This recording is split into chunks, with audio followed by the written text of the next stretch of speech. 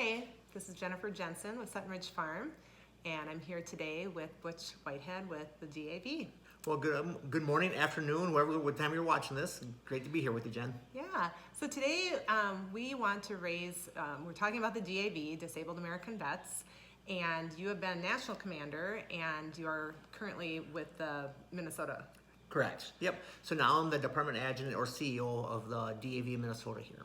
Okay, so today we're going to talk about what the DAV is, who it serves, why it's important, military and even if you're not military, how it affects everyone, families, military families, and then we're going to talk about our partnership a little bit. That sounds great. So I think with, I've noticed myself just in conversations with people, I think it's a generational thing where more people used to know what the DAV was. And I think there's a younger group of people that they're just maybe not as active in it, or they're not as aware of it. So really we want to raise an awareness of it. So who is it? Who do they serve and what is it? Great question, Jen. And obviously the DAV, Disabled American Veterans, it's a veteran service organization. It's a nonprofit that here in Minnesota we have 19,000 members. And it's really veterans that have some type of service-connected and or were injured during their time of service, while it be training or in actually conflict. You don't have to be an actual injured during a war. It could be during your training and stuff like that. That's who we're made up, and who we support. We support all veterans, regardless if you're a member of the DAV or not. At the end of the day, we want to make sure we're helping veterans with whatever needs they may have, maybe financial needs, transportation, getting veterans to feel comfortable going back in the outdoors. Some of our veterans now, because of their conflicts that they're involved with, they maybe don't feel comfortable by themselves, out in the outdoors or on fishing. So we're really just trying to connect ourselves with helping veterans to live a higher quality of life. Yes. Well, and one thing that I had learned, not too long ago, was about how the DAV was funded. I always thought that the DAV, because it kind of sounds like the VA, the VA hospitals and stuff. So I thought that DAV received government dollars, and I was wrong. Yeah, absolutely right, Jen. I mean, it's actually, Jennifer, the interesting part is how many people relate us to be the VA. Our acronym is obviously DAV, and people want to say, well, that's the VA. Well, no, we're not. We are a nonprofit organization that is funded solely off of fundraising and connections by our other people that want to support us, sending us donations.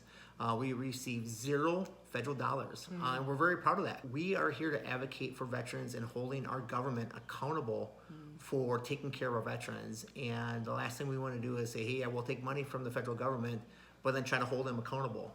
So it's very important for us and very proud to say that $0 that we have is actually from the federal government.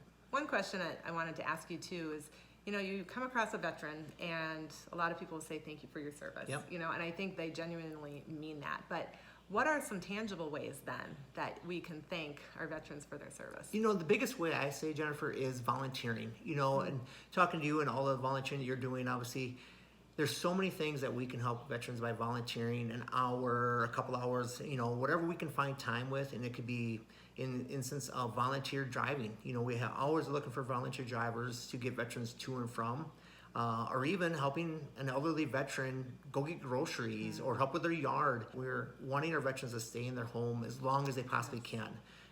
But obviously, being a homeowner, we both know the work that goes into keeping our houses up. So volunteering, helping veterans is that way. But then like you do, with an organization called Every Third Saturday, volunteering your time to go maybe serve a meal, maybe help them, find an outfit and things like this. So there's lots of ways. So the biggest one I always say to people is thanking a veteran means a lot, but the bigger thanks that you can do is maybe find a little bit of time in your life to volunteer a veteran with whatever it may be. Well, and as we just talked a little bit earlier too, if you have a particular skill or talent, or maybe you do hair, or maybe you are a massage therapist or something like that, or something that could help with physical therapy or just something like that, that's another way to connect, to be able to volunteer that service that you could give. Absolutely. And Jennifer, you hit a great point.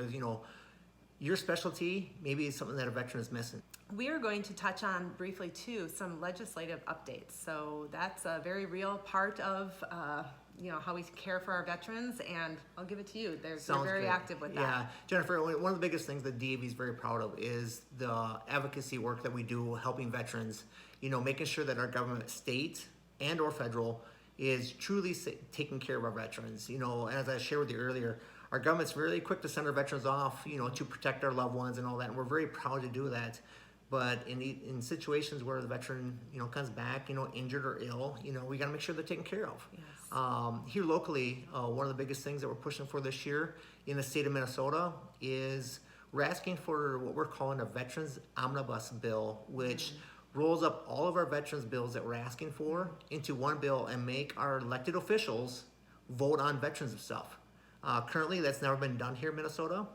And our elected officials, they always say they support veterans. And we truly believe nobody will come out and go against a veteran. But what they're really good at is putting all those veterans bills tied up with either be a tax bill or what it may be, and it doesn't make the final cut. Oh, sorry, that doesn't make the final cut. So this year, what we're asking the legislators here in Minnesota is to pass Senate File 4111 or House File 4324, which is very similar to what we're calling an omnibus bill, but they didn't want to take that forward, so we drafted our own veterans bills and asking them to carry that to the floor right now. They could take that to the floor and pass it today, and that would truly show that they do support veterans, and it's just not lip service. Right. It's very important that we get these bills passed. I mean, I was sharing with you earlier, Jennifer, one of the bills is the state cemetery that's being built right now over in Redwood Falls, Minnesota. Well, the groundbreaking and everything's going a lot faster. The first veteran is going to be buried there this Veterans Day. Well, guess what? They have no staff. They can't hire anybody right now because the funding wasn't part of last year's bill. Well, that didn't make the cut. Well, how is that veteran going to be buried there? So that stuff like that is very important. Then on the federal side, Well, let me just interject one quick moment. So what can our viewers do? What can they ask of their elected officials here? thanks, Jennifer. Absolutely. What I ask of all you watching this, reach out to your elected officials in your area. Call them up and say, hey, why are we not passing House File 4324 and Senate File 4111 and get them to take that to the floor. I always tell people, politics is local. Each one of our elected officials work for us. Yeah. They're up on that Capitol representing us and our voice. So please reach out to your senator or representative and ask them to please push this to the floor and get it passed. Good. Yeah, Good. thanks for asking that question. Yeah, Jenna. thank you. So you were going to talk about the federal level then? Yeah, federal level. Big one right now that we're pushing for, and it actually covers all toxic exposures. We talk a lot about the Agent Orange and maybe burn pits and all these things that our veterans have suffered from. And when we send them off to fight this war, well, it's a very big, comprehensive bill that's never been put together. This is the largest veterans bill ever being asked to push. It's called, the acronym is PACT, P-A-C-T.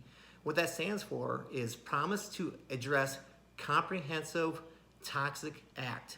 So it rolls all of these toxic exposures into one bill. In the House, right now, they passed it. It was great. We're really happy to hear it. Good. Well, now we need the Senate. So again, just like we do here in the House on the state side, the federal side, reach out to your two senators. Reach out to the senators and say, please support the PACT Act so we can make sure we address and helping all veterans. So it rolls all of these toxic exposures into one bill. It could be the burn pits. It could be the Agent Orange. It could be the contaminated water that's here on our military bases that nobody wants to hear about, talk about, is we have like Camp Lejeune, it's a Marine base, that there's a lot of veterans that suffer because the water was contaminated. You mentioned Agent Orange. Yep. Can you just define that a little bit? Absolutely. So in Vietnam, the United States government, we actually dumped herbicides into the Vietnam area to help knock off the foliage so we could see it, the people that were trying to hurt us. Well, that stuff is very toxic.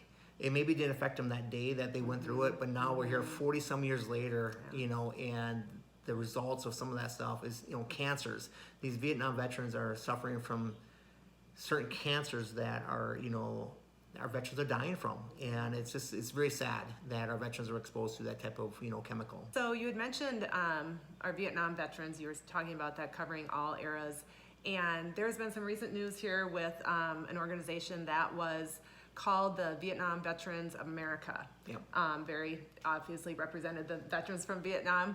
But tell us a little bit about that, where that's at and what's happened and what DAV is doing about Well, the VVA, or Vietnam Veterans of America, it's an organization just like the DAV, a nonprofit veterans organization that is slowly, they're losing their charters, across the nations because they just don't have enough active members. We're talking about a generation that is leaving our ranks at a fast pace.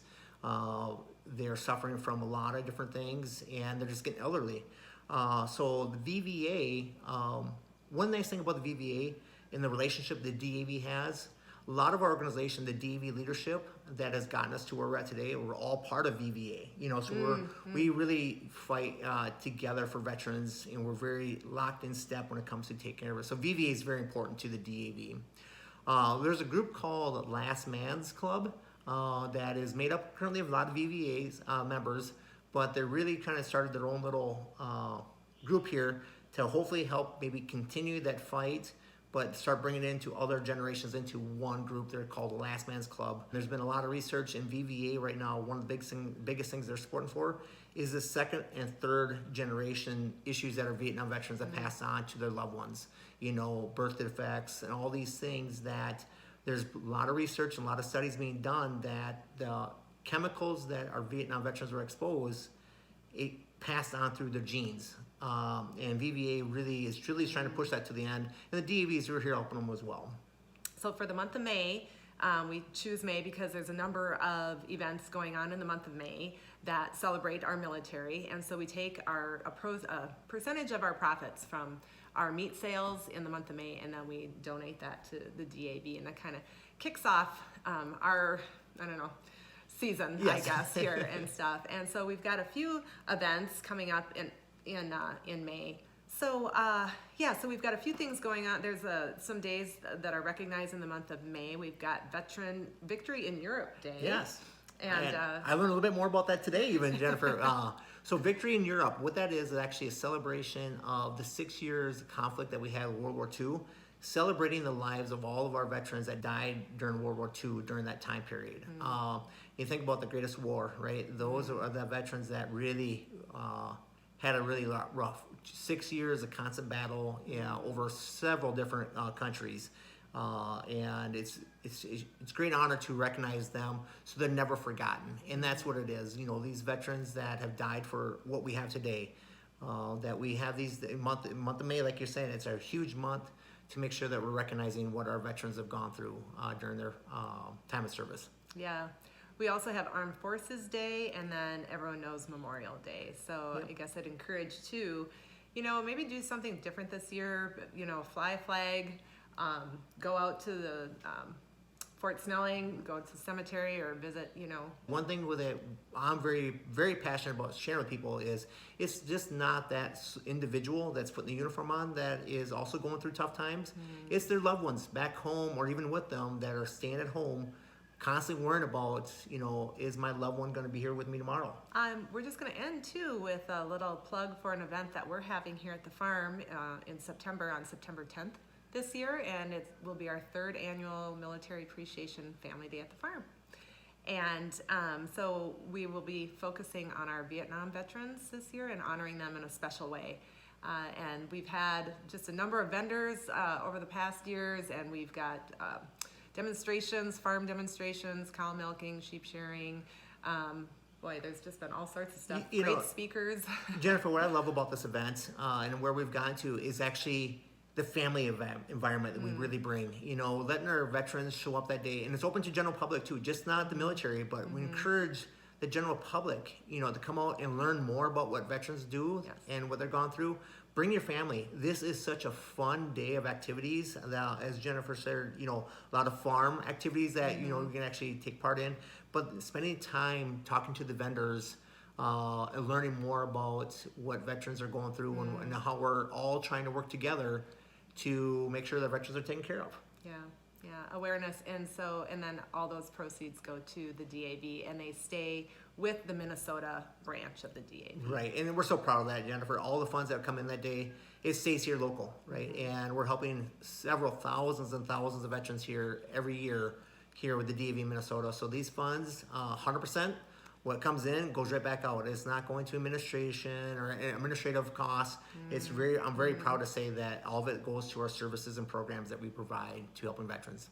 That's really important because I've had so I'll go out and I'll ask businesses if they want to sponsor, and sometimes the question is about integrity Yep. of a nonprofit. Now DAV just celebrated, what was it, last year or the year before? We're actually 101 now. We're 101 years old. So very long-standing, obviously just a long history of integrity and helping. Yep. They wouldn't be around that long Right. if they weren't doing the right thing. So you can be assured that the money is going to the people that need it. Yeah, absolutely. So, all right. Well, thanks for coming. Thanks, Jennifer. I mean, it's always a pleasure to come out. And I was actually, I always look forward to this because the excitement that, you and I kind of get so excited about this event, how we're helping so many veterans, but also the awareness, like you said. Yeah. This event, if you have time that day, September 10th, come out and be part of this great event and show the support for veterans. Yeah, sounds good. All right. Thank you. Thanks, Jennifer. Okay, yep.